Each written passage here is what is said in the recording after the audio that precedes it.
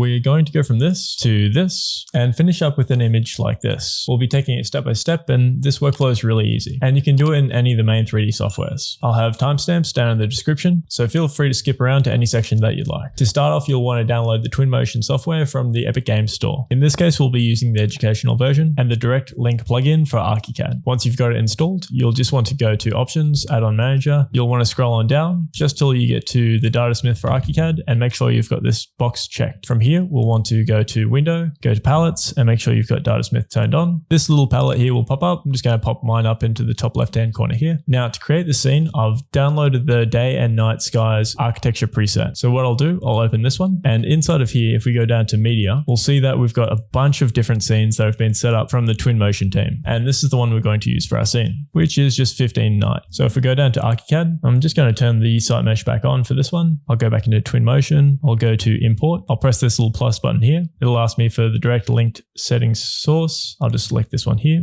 and we'll go import. Now we've got our file linked, but we just need to go back into ArchiCAD, click this little synchronize with direct link, and our scene has imported our 3D objects. If you can't find the building, just on this right hand side, if we scroll on down, we'll turn this on and off. So this is our directly linked ArchiCAD file with all of the different objects and materials. We'll turn that one back on. If we right click on glossy Y, if I zoom into selection, that'll bring us up from our previous point. Excellent. And we've got our file imported. Next, we'll want to set up our camera and our background. So I'm just going to go to the street. This looks just about right. Now to navigate in twinmotion, if we just go to help and go to shortcuts, we'll click on English for this one. It'll bring up a PDF that'll guide us through the way that we can navigate through twinmotion. Let's just exit out of this. So from here, we'll set up our camera. We'll go to media down the bottom. In this sidebar just here, we'll change our focal length down to 50. Let's zoom it out a little bit further. Just about there looks good. Now from here, I want to create a new scene. To do this, I'm just going to click the plus button. Now down the bottom, you'll see it's created a little icon of the scene that we've just got here, or creating new ones if we want to create different versions of the same scene. For example, if I go to say this cloudy scene,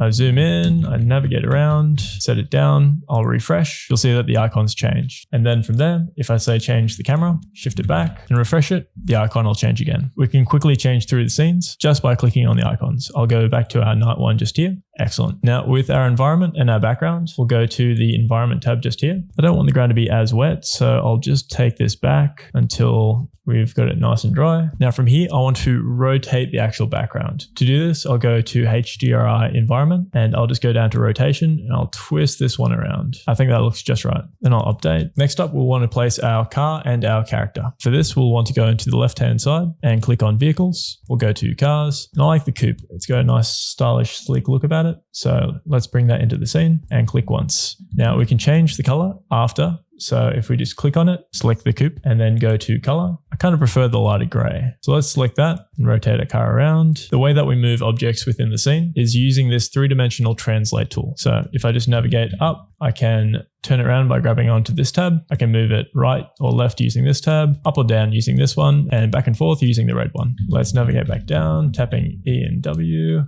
I'll drag this across. It does a pretty reasonable job if you grab it in the center of actually turning gravity on and bringing it down. Now if we just rotate it around and across, that's looking pretty good, but it's a little bit lopsided there at the moment. Let's go grab the rotate tool. We'll rotate it down by say 2 degrees. Oops, let's rotate that back 4 degrees. There we go. That's looking better. Let's navigate around to the front.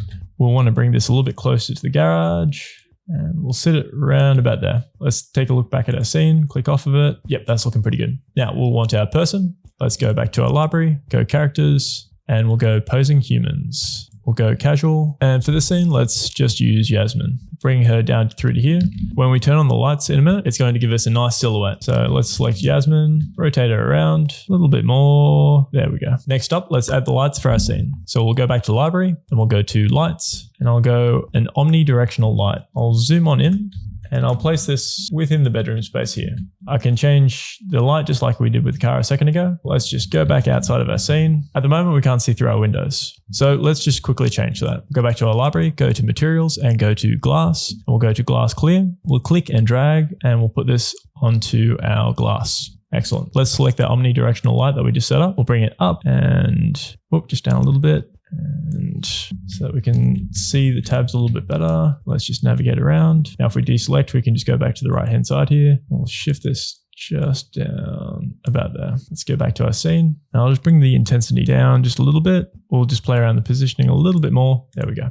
I'll go into our lights again. I'll select another omnidirectional and I'll put it in this hallway just here. So I'll select it on the right hand side and I'll just bring it up. We'll go back to our scene and it's starting to take shape. Next up, we'll get our car set up with a couple of lights that'll bring it a bit more to life. Let's go to the objects. We'll select primitive and cylinder 1 meter. From here, let's go 90 degrees. To do this, we just hover over the axis and just type in the number. We'll go back to our translate tool. We'll zoom in a little bit closer to our car. Bring this one up and over. Bring this just into the back and bring it up. We just want this to be along that back tail light. We'll go to the scale tool. We'll bring it out a little bit and then pull it across. And we're going to reduce the scale so it's down there like that. All right, let's pan around so we get a bit of a better look at things. All right, so from here, we'll want to go to materials. And with our cylinder selected, we'll want to create a new material just by clicking add. We'll scroll on down just until we get to emissive. We'll select on there and on glow, we'll ramp this one up and we'll change the luminance filter to red. We'll go okay. We'll drag and drop this onto our rear cylinder we just created. You can adjust this glow up or down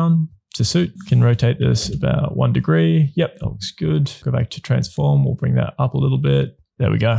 Let's go back to our media and go back to our scene. It's looking pretty cool. We're getting a bit of glow underneath. So let's push that back in a little bit more just near that rear bumper. All right, next up, we'll want to get some headlights going. So for this, I'm just going to select IES 16. We'll zoom in just so we're next to our car. We'll just click down on the surface in front. We'll select our light, bring it up. We'll turn the intensity way down. We'll select this to say 50, just so it's not blinding us while we do this. We'll change the cone angle down to about 70 there at the moment. I'm going to grab this handle here and tilt it until we're facing towards the garage. Let's bring it back so it's roughly sitting just in front of where each of the headlights would be. Let's turn that intensity down to say 1. I'm going to bring that cone angle out a little bit more just so it's a bit more diffuse. And from here, I'll select the light. I'll go Control C to copy and I'll go Control V to paste and I'll set this one as an instance. This way, when we make changes to one light, it should change the other one as well. I'll select the second one here and I'll shift it across. Let's change the intensity to 2. Yep, you'll see both change then. I'll change that back to 1 and let's go back to our scene. Let's just change the cone angle so it's a little bit wider. I'm even going to change the scene position just a little bit. Say to just about there. We'll go refresh. It's looking a little bit dark, so what we can do with media selected on this right hand side here, we'll go to FX and we'll go to color gradient. We'll scroll on down just until we hit sandy. We'll click that. Hey, there we go. So that's really bumped up the brightness in our scene. From here, we'll want to add landscaping. To do this, we'll just go to library. We'll select our grass to start off with. We'll go to vegetation. Oh, actually, we'll want to go to populate. From here, we'll go foliage and we'll go scatter. We'll go to grass and flowers and we'll select a couple of these lawns. We'll typically want to select at least 3. It just creates more variety within the grass. From here, we'll select the first lawn all the way over to the third lawn. We'll go down to this little paint bucket here and we'll just click on our grass surface. We'll click once, click a second time to add more density, and maybe even just a third time for good measure. We'll click escape. We'll select our grass. We'll zoom out. Now at the moment, we've got grass in a few places that we don't really want it. So if we just select the grass and select the eraser tool, we can take down the diameter a little bit. Let's pan up and zoom out and we'll just click and start erasing the grass off the areas that we don't want it. I'll bring the diameter down a little bit more here. I'll zoom in and it started populating it on our front patio here. So I'll just increase the diameter a little bit. I'll scrub this off the front, take it off there. Just in through here and even through our hallway a little bit through here. So if we just scrub that off, even this little bit just out through here and in front of the garage and just down the side of the driveway here, this will tidy up things significantly, but saves us the legwork of having to manually paint in all the other areas. So big time saver on that front. Let's go back to our image. All right, that's looking pretty cool. We want to start adding in some trees and some landscaping. Let's go to library. We'll go to vegetation and we'll go trees. From here, I'll select some horse chestnuts and I'll just start placing them throughout the scene. Essentially, I want the trees to frame the shot. So I'll put these down the sides of our land. And if I pan around, I'll just perhaps some in the background just here. I'll shift this one over a little bit just here. I'll select and shift this one a little bit too. Let's see how it's looking. Yep, that's pretty good. Let's get a little bit of variety going. So I'm just going to select this little gray birch. I'll just put it in the forefront here. And lastly, I'll just go back into vegetation. I'll go to bushes and I'll get this bush base 1. This will allow me to screen off this left-hand side area here a little bit. And I'll select one over here too. And one just there for good measure. All right, we're pretty much there. To add an extra little touch, I'll just go back in through. I'll go to rocks, and I'm quite partial to this big rock here. So I'll place that one just in our front yard, kind of like a little asteroid hit, but it adds a cool little feature. One little flourishing touch that just gives a bit of depth to our image. If we just go up into search and we type in leaves, we select these dead leaves number 2. We'll put these into our driveway just here. We'll select dead leaves 2 and we'll rotate that just a little bit. Go back into our scene, click off of it. Hey, there we go. I'm going to change the framing again just a little bit. I'm going to set it so it just about sits there. I'll refresh so it retains that position. Oh, one set of lights that I almost forgot. Let's exit out of this. We'll go into lights. We'll want 2 sets of lights just coming out of these little features just here. I'll select the IES 10. I'll just zoom in. I'll place that just in underneath here. I'll scroll on down, select our light. We'll change the cone angle way down. We'll change the intensity to say 1. We'll bring this up and we'll change the attenuation just so it's down a little bit. There we go. All right, that's looking good. Let's change the intensity, say even a little bit less. Let's go 0.5. Yeah, that's looking good. Cool. From here, we'll copy and we'll paste. We'll go instance again so we can change them at any point. We'll select our light and we'll rotate it just so it's facing up vertical. From here, we'll go back to transform, bring it back down. There we go. Nice. So we don't have to do that again. Let's select both of these, go Control C for copy, paste. We'll go as an instance. We've got both those selected down there at the moment. From here, move on up a little bit. Let's select this one. We'll bring this one on over. Yep. And then our other one, we'll grab the tab and just bring this one over as well. There we go. It's looking pretty good, but I think I want the lights just a little bit more subtle. Let's just change those to 0.2, maybe even 0.1. Yeah, a bit more subtle. I like that. From here, we want to add a couple of little flourishing touches. We'll go back to media, and on our right-hand side here, we'll click on camera and we'll click on down to vignetting. I'll turn this vignetting up just a bit. It's going to create a bit of a dark shadow, which is going to give us more focus on the center of the scene. Now we're going to set up our final export. Before we go into our export settings, we'll want to go to image and we'll bump up our size so that it's a bit more high resolution. So let's go 4000 by say 2000.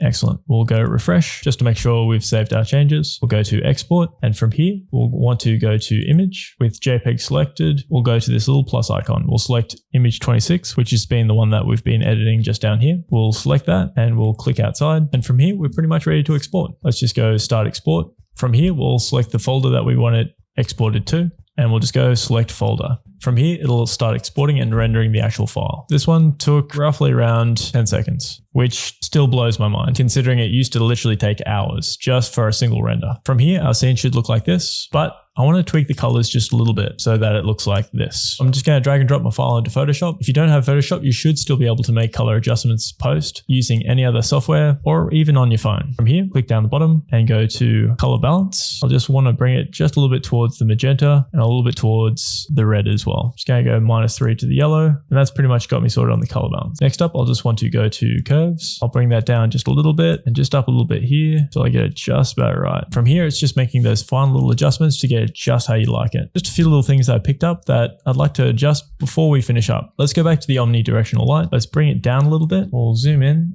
and we'll bring it a bit further. We'll go back to our scene. Yeah, it doesn't blow out the sill as much. Let's select the light. I think it's way too intense, so let's bring that down till it's about 100. Makes it much more subtle. I like that more. Let's go to the other omnidirectional light and let's bring its intensity down as well until we're about 100. I'll bring in the camera just a little bit more to say a 54. I'll update. I also want to make the front headlights a little bit more subtle too. Let's go down to 0.4 and click off. Yeah, I prefer that. I'll even bring the light back a little bit more just so it diffuses more. I'll select the other one and bring it back to, yeah, more diffuse so it doesn't have that highlight type spot. I think it distracts from the scene. Let's go back. Yep, I think that looks better. Let's go back to export. We'll just go export, select our folder that we had before. The handy thing about this is we can make quick revisions, and with render time, it doesn't take too much. We can just pull our Photoshop file back open, see where it was just a little bit too bright. Let's bring in our other file. Handy thing about twinmotion 2, when it exports again a second time, instead of overwriting your original image, it'll just give it a name with underscore and then a number. Let's drag and drop this into our Photoshop file. Now all of our color correction is gone, but what we can do is we can drag this image down and we don't have to set it all up again. Let's compare between the two.